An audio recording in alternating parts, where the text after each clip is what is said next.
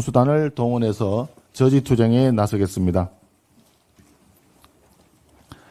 이재명 대통령은 대선 과정에서 코스피 5천을 외치며 자본시장 활성화를 공약했습니다. 대선 이후 정시가 잠시나마 상승세를 보였던 것도 이러한 시장의 기대감 때문이었을 것입니다.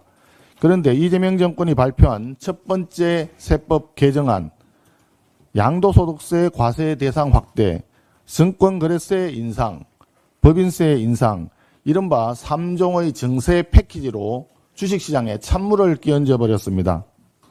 정부 발표 당일이었던 지난 1일 코스피가 3.88% 폭락했습니다. 시가총액 증발액이 무려 116조 원에 달합니다. 정부가 12조 원 규모의 추경으로 어렵게 만들어낸 소비 쿠폰 효과가 사실상 116조 원의 시가총액 증발로 인한 소비력 8조 원 증발로 모두 사라지게 되었습니다. 뿐만 아니라 세제 개편과 30조 원 추경 정책은 서로 상충되는 정책입니다. 경제를 살리겠다면서 하루는 돈을 뿌리고 다음 날은 세금을 걷어들이겠다. 이런 정책은 전형적인 포퓰리즘 정책에 해당이 되며 확장 재정과 증세가 동시에 추진되는 자기 모순의 극치라고 할 것입니다. 이번 세법 개정안이 자본시장에 미치는 충격은 일시적인 수준을 넘을 것 같습니다. 양도세 과세 대상이 확대되면 매년 말 절세 목적의 매물이 쏟아지면서 정시는 구조적 불안에 고차가 될 것입니다.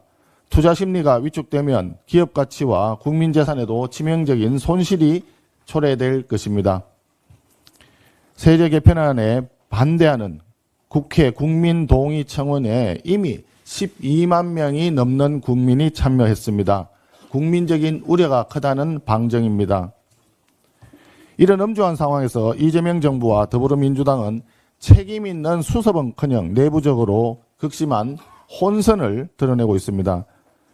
김병기 원내대표는 대주주 기준 상향 검토를 언급했지만 같은 당의 정책위 의장은 주식시장이 무너질 일이 없다라면서 정면으로 반박을 했습니다. 대통령실은 국회 현안이라면서 책임을 회피하고 있습니다. 정청래 신임 대표는 당내 함구령을 내리고 정부의 주무부처는 침묵하고 있습니다. 정부와 여당 내부조차 갈피를 못 잡는 상황에서 시장이 느끼는 불안감과 혼란은 이루 말할 수 없을 것입니다. 주가를 올리겠다고 호언장담했던 정부가 주가를 떨어뜨리는 전대미문의 역주행 정책을 펼치고 있는데 과연 우회전 깜빡이를 켜고 좌회전하는 이런 상황에서 어떻게 시장이 정부를 신뢰할 수 있겠습니까?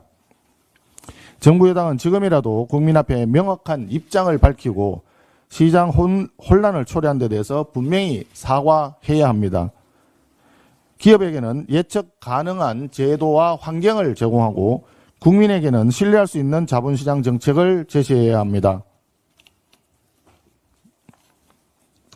지금 정청래 당대표가 우리 국민의힘을 향해서 지난 일에 대한 사과가 있기 전에는 악수도 하지 않겠다고 얘기했는데 오히려 국민들은 더불어민주당에 대해서 이렇게 얘기하고 있습니다. 시장에 혼선을 초래하고 국민의 신뢰를 떨어뜨린 세제 개편안 나쁜 정책 사과하지 않는 한 국민들은 정청래 위원장과 악수하지 않을 것이다. 국민들은 그렇게 말씀하고 계십니다. 우리 국민의힘은 반시장적, 반기업적 정책에 대해 단호히 맞서 싸우겠습니다. 대안 있는 야당으로서 합리적인 세제 개편 방향과 자본시장 육성 방안을 마련해서 국민의 삶과 경제 회복에 실질적인 해법을 제시하도록 하겠습니다. 이상입니다.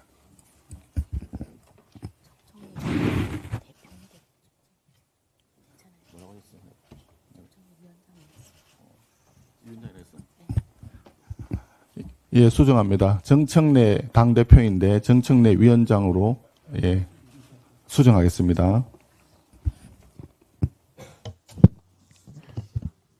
네.